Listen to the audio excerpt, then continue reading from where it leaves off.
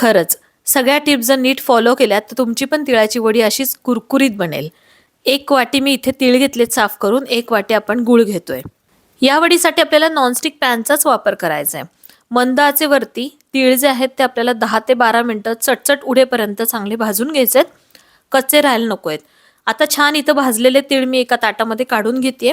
लगेचच पोळपाट आणि लाटण्याला तूप लावून साईडला ठेवतेय.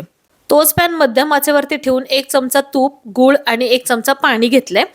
सतत हलवत राहिल्यानंतर गूळ जो आहे तो विरघळला आहे आणि गुळाचा पाक तयार व्हायला सुरुवात झाली आहे. थंड पाण्यामध्ये काही थेंब गुळाचे इथे घेतलेत आणि चेक करते अजूनही लवचिकच लागतंय, म्हणजे आपला अजून पाक तयार झालेला नाही.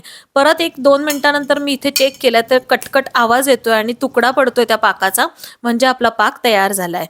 न थांबता गॅसची फ्लेम बंद केली आणि तीळ जे आहेत ते यामध्ये मिक्स केलेत. एकसारखं हलवून घेतल्यावरती हे जे मिश्रण आहे ते पोळपाटावरती काढून घेतले आणि अलगद हाताने आपल्याला लाटण्याच्या साहाय्याने हे सगळं मिश्रण पसरून घ्यायचं. छान पोळीसारखं पातळ आपल्याला इथं पसरून घ्यायचंय आणि काही वेळातच लगेच ते कट करायचे. लगेचच आपल्या इथं वड्या ज्या आहेत त्या पाडल्या जातात.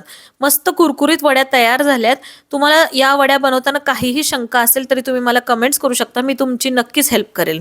मस्त अशा वड्या ज्या आहेत त्या कुरकुरीत तयार झाल्यात. संक्रांतीसाठी स्पेशल रेसिपी आपली आहे. व्हिडिओ आवडत असतील, चॅनल आवडत असेल तर सबस्क्राईब करा, इन्स्टा पेज फॉलो करा. धन्यवाद.